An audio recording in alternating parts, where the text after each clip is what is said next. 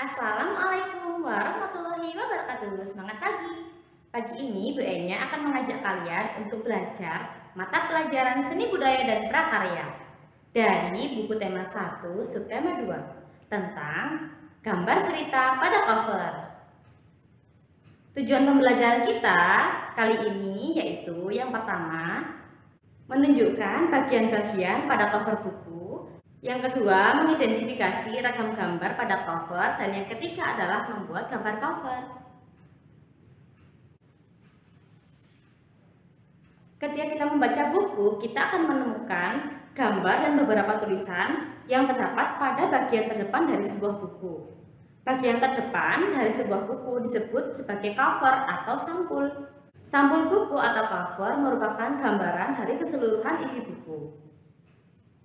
Jadi, gambar cerita pada cover harus mewakili keseluruhan dari isi buku tersebut.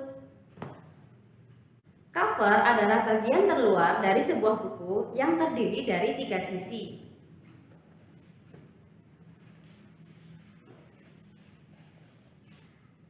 Yang pertama adalah sisi depan, yang kedua adalah punggung buku, sebelah sini namanya punggung buku, dan yang terakhir adalah bagian belakang atau sisi belakang.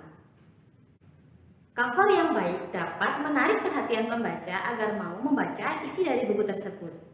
Untuk menjadi cover yang baik harus memenuhi beberapa unsur, antara lain yang pertama, huruf pada judul harus menarik. Yang kedua, kalimat penjelas judul harus singkat dan mudah dipahami. Kalimat penjelas judul contohnya seperti ini. Atau kalau di buku temamu, di bagian bawah judul, ini namanya kalimat penjelas judul. Itu unsur yang kedua. Sekarang unsur yang ketiga. Unsur yang ketiga adalah nama penulis, misalnya ada di sebelah sini. Nama penulis biasa diletakkan di bagian atas atau bagian bawah buku.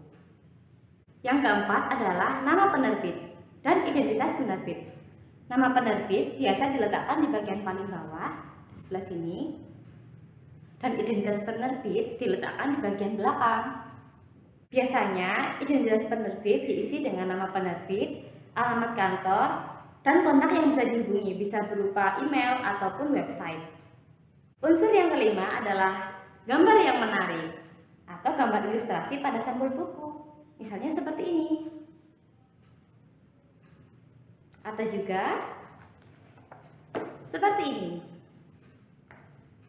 Gambar cover yang ada di dalam sampul buku harus mewakili keseluruhan dari isi buku.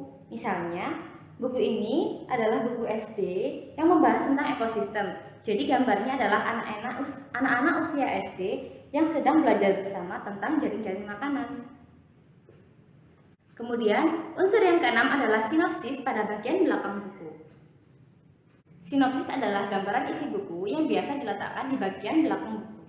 Misalnya seperti ini. Dan unsur yang terakhir adalah identitas buku pada punggung buku. Di sebelah sini.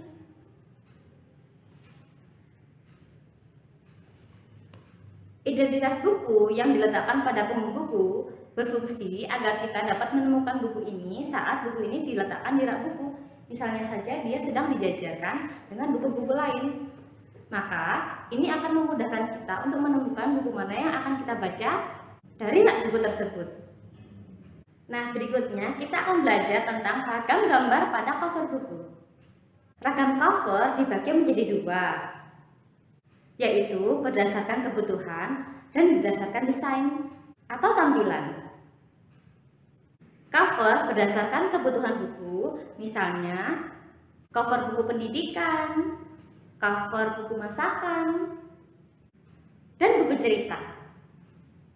Sementara itu, cover berdasarkan tampilan atau desain terbagi menjadi 2, yaitu cover dengan warna hitam putih dengan jenis huruf sederhana, dan satunya adalah cover penuh gambar dan warna seperti ini atau juga seperti ini.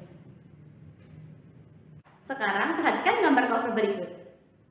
Tuliskan pertanyaan yang akan Bu Enya sampaikan sesaat lagi di buku tulis SBDP-mu dan jawablah dengan tulisan yang sangat rapi. Sudah siap mencatat? Pertanyaan pertama, apa jenis gambar yang digunakan pada cover tersebut? Yang kedua, siapakah penulis buku tersebut?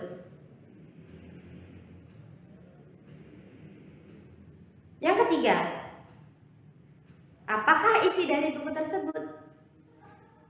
Dan yang terakhir, buatlah gambar cerita pada sampul buku dengan memenuhi unsur-unsur cover buku yang baik dengan tema pendidikan seperti contoh berikut ini. Jangan lupa masing-masing unsurnya kalian beri garis dan keterangan. Oke, ditunggu ya hasil kerjanya. Selamat berkarya. Wassalamualaikum warahmatullahi wabarakatuh. Dadah.